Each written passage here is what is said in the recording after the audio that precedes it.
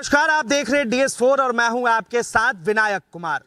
कल भारत के प्रधानमंत्री नरेंद्र मोदी ने साफ तौर पे कहा कि अब झारखंड चुनाव में बेटी रोटी और माटी की लड़ाई पे आ चुकी है, वो आपकी बेटी को छीन लेंगे।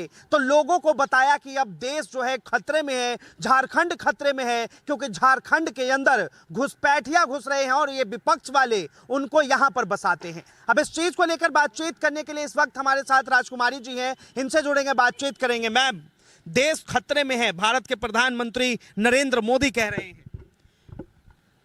प्रधानमंत्री जी की बात पे हंसी आती है कि देश की पब्लिक को कितना बेवकूफ़ बनाएंगे या कितना बेवकूफ़ समझते हैं। हमारे देश की सरकार, हमारे देश में केंद्र में सरकार किसकी है और हमारे देश का प्रधानमंत्री कौन है? अगर हमारे देश का प्रधानमंत्री ये कह रहे हैं कि हमारा देश खतरे में है, तो ये बहुत शर्म की बात है और बहुत चिंता की विषय है कि हमारे देश का प्रधानमंत्री घुटना टेक दिया कि देश खतरे में है।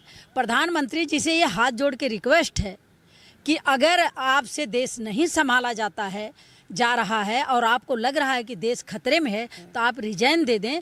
हमारे प्रधानमंत्री जी कभी नहीं बोले थे, 15 साल सत्ता में थे, हमारे कांग्रेसी कभी नहीं बोले थे देश खतरे में है। हमारे मनमोहन जी कभी नहीं बोले थे, प्रधानमंत्री थे, कभी नहीं बोले थे देश खतरे में है। मतलब सत्ता भी भाजपा की, प्रधानमंत्री भी भाजपा का, गृह मंत्री भी भाजपा का, मुख्यमंत्री, MP, MLA, मिनिस्टर सब भाजपा के, सरकार भाजपा की, और देश खतरे में है। तो भाजपा के लोगों से, देश के प्रधानमंत्री से ये हाथ जोड़ के रिक्वेस्ट है कि आपसे अगर देश नहीं संभाला जा रहा है तो देश की पब्लिक को गुमराह ना करें, देश के पब्लिक को और ज़्यादा परेशानी में ना डालें, आप रिजाइन दे दें, सब कुछ ठीक हो जाए। देखिए, साफ तौर पे कहा है कि घुसपैठियों का मामला एक बहुत बड़ा मुद्दा है और घुसपैठियों को जिस तरह से ये विपक्ष की सरकार उनको संरक्षण देती है सिर्फ महज कुछ वोट के लिए। हमारे देश के प्रधानमंत्री जब गुजरात में मुख्यमंत्री थे तो मैंने एक बार देखा था कि मीडिया के सामने वो स्पीच दे रहे थे, सीना ठोक रहे थे कि देश का अगर प्रधानमंत्री चाहे तो बॉर्डर से एक पंछी भी बिना आदेश की नहीं आ सकती है। बाकी किसी को घुसपैठियों की तो एक दूर की बात है, एक पंछी नहीं आ सकती है बिना प्रधानमंत्री के। तो आज हमारे देश के प्रधानमंत्री जब मुख्यमंत्री से तो उन्होंने सीना ठोका, आंखें लाल दिखानी चाहिए, आंखें निकाल लेना चाहिए, एक पंछी नहीं अंदर घुस सकती हिंदुस्तान में अगर प्रधानमंत्री चाहे। तो आज हमारे देश के प्रधानमंत्री 10 साल से प्रधानमंत्री हैं और कह रहे हैं कि घुसपैठी घुस गए हैं। तो प्रधानमंत्री को शर्म आनी चाहिए कि देश का प्रधानमंत्री अगर इस तरीके से घुटना टेक दिया कि हमारे देश में घुसपैठी घुस चुके हैं, तो इनको रिजाइन दे देना चाहिए, इस्तीफा दे देना चाहिए। देश की पब्लिक को बलि का बकरा ना बनाए, ये रिक्वेस्ट। आदिवासियों की बेटी से शादी करके और झारखंड के अंदर नागरिकता ले रहे हैं ये बांग्लादेशी, तो इसकी गलती किसकी है, जिम्मेदारी किसकी है?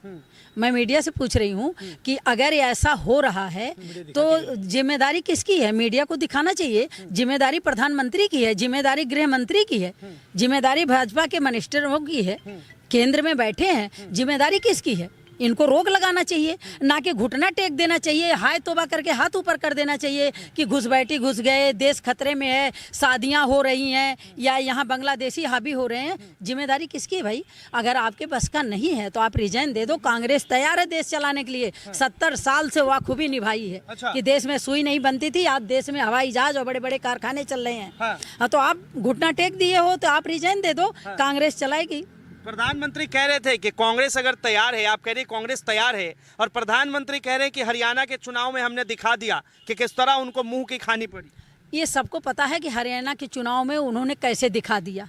ठीक है, ये सबको पता है। तो प्रधानमंत्री ज़्यादा अपना सीना ना चौड़ा करें, क्योंकि प्रधानमंत्री जी के समझ में आ गया है कि वो कैसे सरकार बना रहे हैं या कैसे तोड़ मड़ोड़ के अपनी सत्ता चला रहे हैं। तो ज़्यादा खुश होने की प्रधानमंत्री को जरूरत नहीं है, बैलेट पेपर पे चुनाव करवा दें। अभी सारी सच्चाई इनके सामने आ जाएगी, कुछ कहने की जरूरत नहीं। उत्तर प्रदेश के CM योगी आदित्यनाथ ने भी बयान दिया है कि जिस तरह से इनकी जनसंख्या बढ़ती जा रही है और जिस तरह से ये हिंदू यात्राओं पे पत्थरबाजी करते हैं, ये आने वाले समय में घर के अंदर शंख और घंटे भी नहीं बजने देंगे। आप बताइए, प्रधानमंत्री भाजपा का, यूपी में मुख्यमंत्री भाजपा का, तो बाबा ये कह रहे हैं कि कुछ दिन में ये लोग घंटी नहीं बजना चाहिए। तो बाबा से हाथ जोड़ के रिक्वेस्ट है कि आप अपना घर द्वार छोड़ के भाग गए थे, आप जाके बाबा बन गए, सन्यासी बन गए, लेकिन जिसके बीवी बच्चे हैं, जो अपनी परिवार चला रहा है, उसको तो चैन से जीने दें।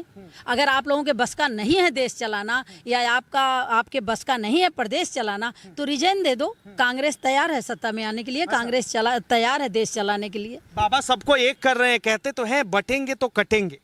बाबा कह रहे हैं बटेंगे तो कटेंगे। हाँ। तो बाबा से ये पूछा जाए कि हमारे देश में बट कौन रहा है? हाँ। कौन बट रहा है? बाबा ये बताएं ना कि बट कौन रहा है और कटेगा कौन? भाजपा के लोग राज करें, उनके बेटे मंत्री बने, क्रिकेट के चेयरमैन बने, मिनिस्ट्री लें, एमएलए एमपी लड़ें, और जो गरीब पब्लिक के बच्चे हैं उनको ये पार्कों में देश का ठेका दे रखे हैं, देश की ठेकेदारी का, वो तलवार भाजना सिखाते हैं। अच्छा। लठ चलाना सिखाते हैं। तो भैया क्या गरीब ही आदमी देश चलाने का ठेका ले रहा है, लठ चलाने का और तलवार भाजने का? नेताओं के बेटे विदेशों में पढ़ाई करें, मिनिस्टर बने, क्रिकेट का ठेकेदारी करें, वो मिनिस्टर, उनको चेयरमैन ही चाहिए। और एक से एक हमारे युवा पढ़े लिखे हैं। शक्ल पे उनके आप कमेंट करेंगे। अच्छा। जब अमित शाह जी हों, चाहे भाजपा के लोग हों, ये लोग गरीब आदमी को बलि का बकरा बना रहे हैं कि उनके बच्चों को, ये क्यों नहीं बोलते भाजपा के लोग कि गरीब आदमी के बच्चों को हम शिक्षा फ्री देंगे, नौकरी फ्री देंगे, क्रिकेट का चेयरमैन बनाएंगे, एमएलए बनाएंगे, एमपी बनाएंगे? ये भाजपा के लोग क्यों नहीं बोलते? बस ये कहते हैं कि बटोगे तो कटोगे। अरे काटने के लिए तुम खुद ही एक कर रहे हो, तो बेचारे कब तक हम लोग सेफ रहेंगे? वो कहते हैं हिंदू मुसलमान, हमारे देश में ना तो हिंदू सेफ है, ना तो मुसलमान सेफ है। हाँ, ना मुसलमान सनातन की बात करते हैं, धर्म की बात करते हैं, धर्म के साथ हिंदुस्तान के जो हिंदू आबादी है उसे एक रहने की बात करते हैं। सनातन धर्म आज बनाया गया है, प्रधानमंत्री ने बनाया, हमारे बाबा आदित्यनाथ ने बनाया। सनातन धर्म ये बनाए हैं क्या? या सनातन धर्म युगों युगों से चल रहा है, तो पूजा पाठ हिंदू नहीं करते क्या? सनातन धर्म का मान सम्मान नहीं करते क्या? मंदिर नहीं था क्या? पूजा पाठ नहीं होता था क्या? या आज अभी 12 साल से भाजपा आई है तभी से पूजा पाठ होने लग गया, तभी सनातन धर्म पैदा हुआ है? या सनातन धर्म पहले से था?